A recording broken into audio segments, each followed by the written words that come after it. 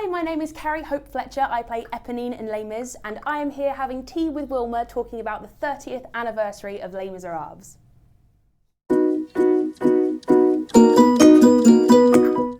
The 30th anniversary is going to be spectacular, I think. None of us really know that much about it. I think we're going to find out on Friday or the beginning of next week.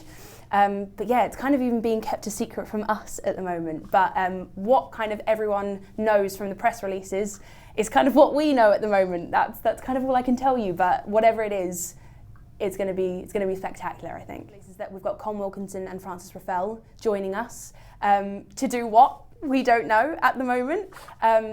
So yeah, I mean, it's going to be great. There's going to be like a normal performance with everyone, and we're sprucing up the performance at the moment this week, just to make sure that everything is completely on point for a real brilliant show.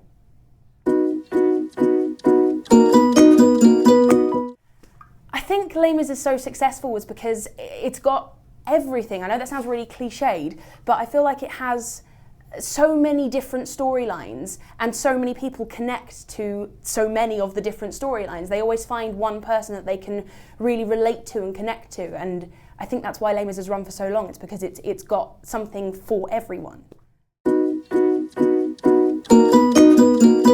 Well, I joined Curtis Brown's agency when I was 20. Yes, I was 20. Through having left school, started writing a musical. It's really unconventional. Started writing a musical, and that sort of snowballed, and we were working on that for 4 or 5 years. And then the producer that we had on board decided that he liked my voice and liked my acting ability, and thought that I should have an agent, so helped me get meetings with various different agencies, all of whom said no, apart from Curtis Brown.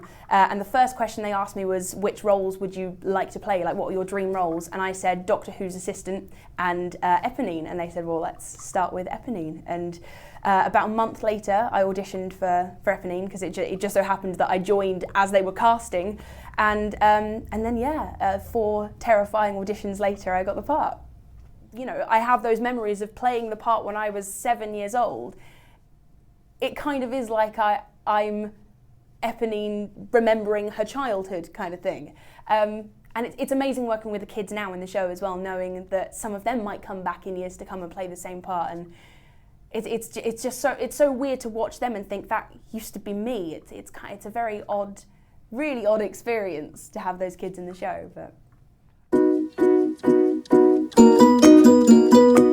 I'm not very good on camera, if you haven't already guessed, where I kind of like babble or talk over myself and say things in not a very coherent way at all.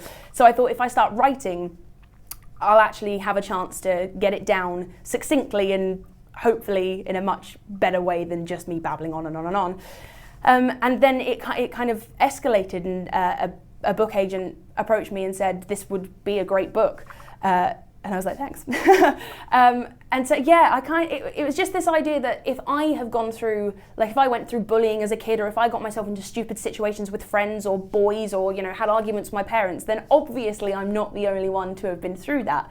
So if anything that I learnt when I was 14 years old can help anyone else who's going through that at the moment, then I should. There's no reason for me not to.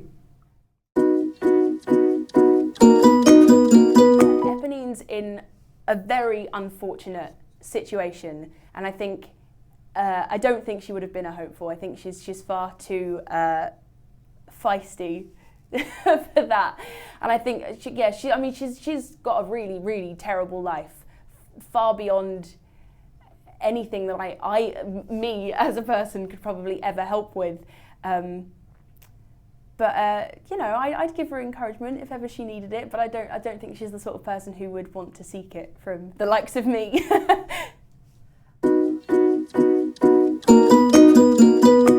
Oh, that's a really good question. I've always wanted to be Honduras. I know it's in the same show that I'm in, so that's not very diverse. But Honduras has always really interested me as a character, and I think I'd love a shot at playing him.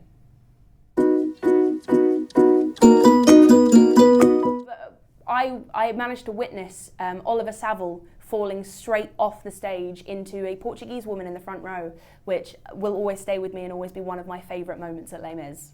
It was spectacular. very much, Wilma, for having tea with me, and make sure you come and see us here at Les Mis at the Queen's Theatre.